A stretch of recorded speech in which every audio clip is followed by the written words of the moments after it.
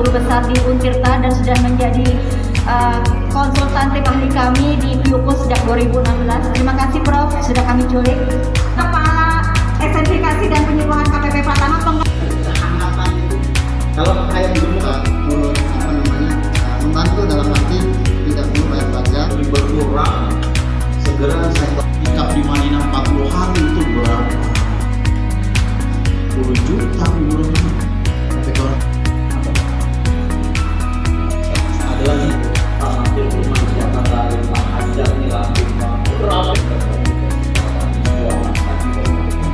Datang itu spotnya tadi di KPP Pratama juga menawarkan di kantornya dia bisa ada display UMKM. Saya kira nih seluruhnya sekarang kantor-kantor bisa bantu ada display UMKM. Bagus, ini gagasan bagus. Pak, kalau di Alfamart dan Indomaret dan mal-mal di Cilegon sendiri apakah sudah ada? Kan sudah ada itunya perwalnya ya. Untuk perwal saya kira tinggal diefektifkan aja. Dinas mengefektifkan, memastikan komunikasi koordinasi dengan minimarket apakah sekian persen dari produknya produk Cilegon itu tinggal harus diefektifkan. Termasuk ini yang ini bagus insentif pajak. Jadi ini bagus sekali. Jadi ini dan ini harus masif, jangan hanya di sini. Teman-teman yang sudah bisa menularkan ke yang lain bahwa ada insentif pajak, ada kemudahan pajak, keluarkan gitu, bantu ya. Dan kepada pihak pajak juga membantu para UMKM. Ya, membuka diri UMKM yang sudah sukses, bantu yang lain belajar. Dan Pemkot mengadakan acara-acara mengundang KPP Pratama ya, untuk sosialisasi insentif pajak bagi UMKM. Jadi ini bagus insentif pajak bagi UMKM, kita dukung. Omsetnya di bawah 4,8 miliar setahun. 4,8 miliar. Ya, jadi dapat insentif pajak. Jadi tidak perlu membayar PPh ya. Tapi memang ada mekanisme yang harus dilaporkan supaya dihitung nanti pajaknya ditanggung pemerintah. Nanti berapa pajaknya itu yang nanti ditanggung oleh pemerintah. Itu. Ini pajak-pajak nggak perlu. Sudah ada berapa Pak yang memang yang ditanggung oleh pemerintah? Yang UMKM sepanjang dia mengajukan kita setuju. Sepanjang dia melaporkan kita setuju. Sudah ada berapa Pak dari laporan pihak pajak? Ini kan perkembangannya naik turun tergantung kondisi mereka masing-masing. Ada yang memang betul-betul tidak, artinya usahanya yang benar berhenti ya nggak perlu bayar. Jadi nggak bisa dihitung langsung berapa jumlah yang memanfaatkan. Beda kalau selain UMKM Pak itu harus ada izinnya. Kalau ini langsung melaporkan aja beda. Sejauh ini kan pelaku UMKM, karena saya juga pelaku UMKM gitu loh. Kayaknya kalau kita mendengarkan tentang pajak itu gimana ya, sesuatu itu harus dihindari atau apa. Ternyata setelah saya tadi berdiskusi dengan Pak Arvin selaku Kepala Pajak Cilegon, ternyata sekarang itu ada miskomunikasi lah.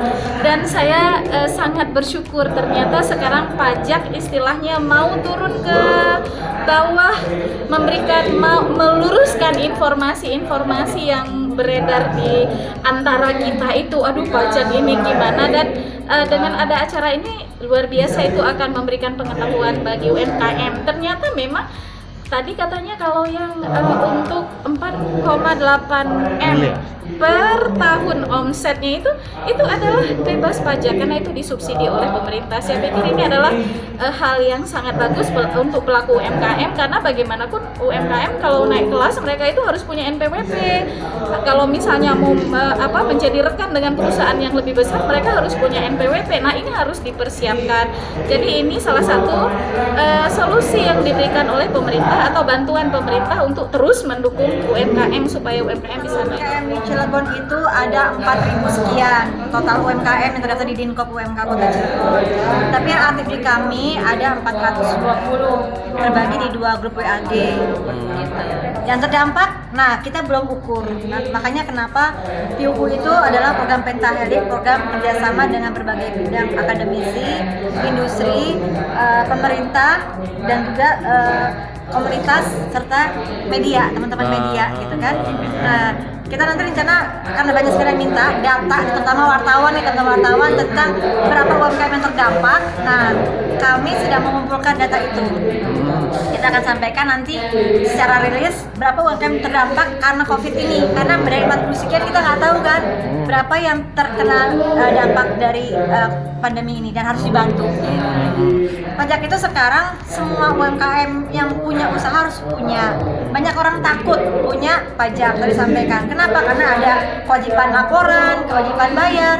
Padahal tadi untuk UMKM yang transaksinya di bawah 4,2 miliar itu pajaknya ditanggung oleh pemerintah asal membuat laporan dulu, sehingga nanti akan diedukasi oleh petugasnya bahwa mereka dapat dapat insentif pajak sehingga mereka harus bayar pajaknya gitu loh. Makanya hari ini diajarkan itu agar UMKM yang belum punya NPWP harus punya, yang sudah punya harus laporan. Kenapa ini penting? Karena ternyata semua produk yang ingin punya halal, sertifikasi halal, yang ingin punya PIRT, dia wajib punya NPWP. Jadi kalau produknya dari produk keripik biasa kemudian ingin bisa dijual di mall-mall atau di Indomaret atau di Alfamaret, dia kan harus punya PIRT dan juga harus punya halal. Nah, satu wajibnya untuk punya itu adalah mereka harus punya NPWP.